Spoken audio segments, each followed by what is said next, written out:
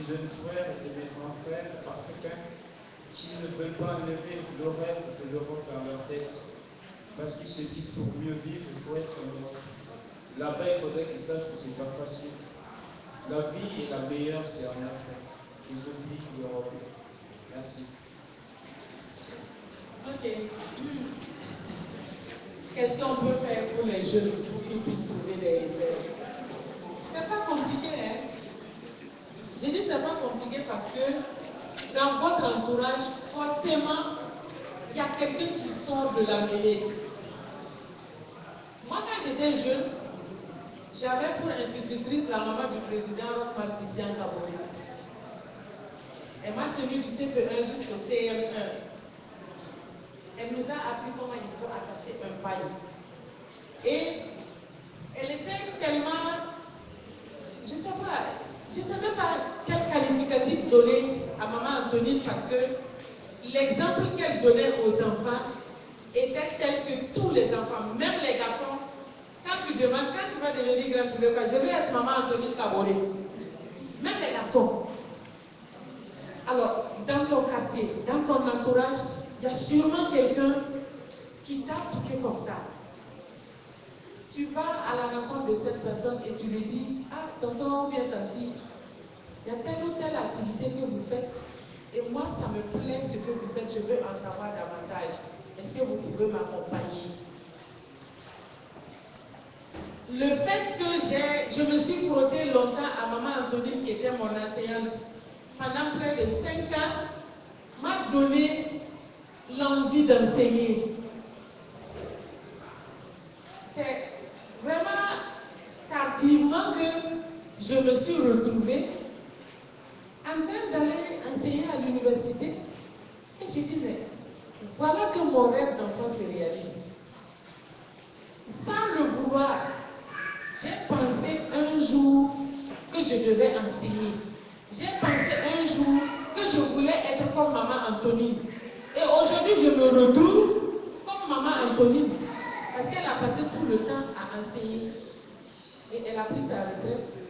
En tout cas, pas à son âme, parce qu'elle nous a quittés, ça fait 1 année et demie déjà.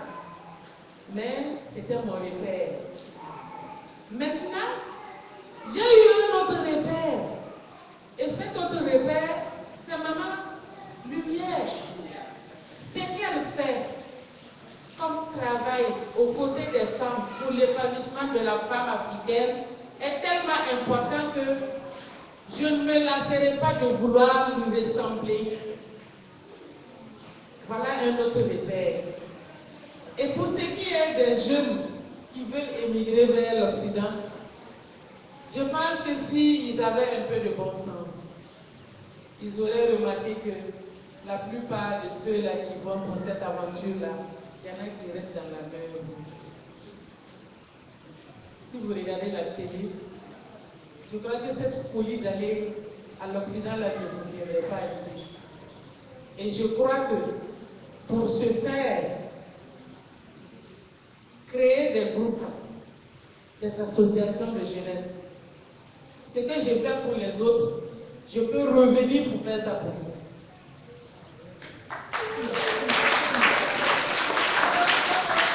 Ce que je fais en Afrique occidentale, je suis capable de revenir pour faire ça en Afrique centrale. J'ai dit que tout ce qu'il y a comme situation difficile à gérer par rapport à la jeunesse, je m'engage et je me suis engagée depuis 2010. Et depuis 2010, mon bâton de pèlerin est dans ma main. Le panafricanisme, c'est mon affaire personnelle. Je suis africaine du morceau de terre de Burkina Faso. Je ne suis pas burkinabé. Je suis africaine du morceau de terre du Burkina Faso. Ça veut dire que si le morceau de terre de Cameroun accepte que je revienne pour faire des formations à la jeunesse, je m'engage et je dis je suis prête. Et j'avance avec vous, si vous souhaitez.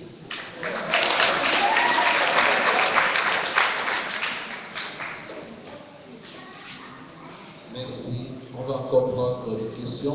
Les femmes, vous êtes absentes là. On va prendre la dame. Oui, la dame en blanc. Il serait quand même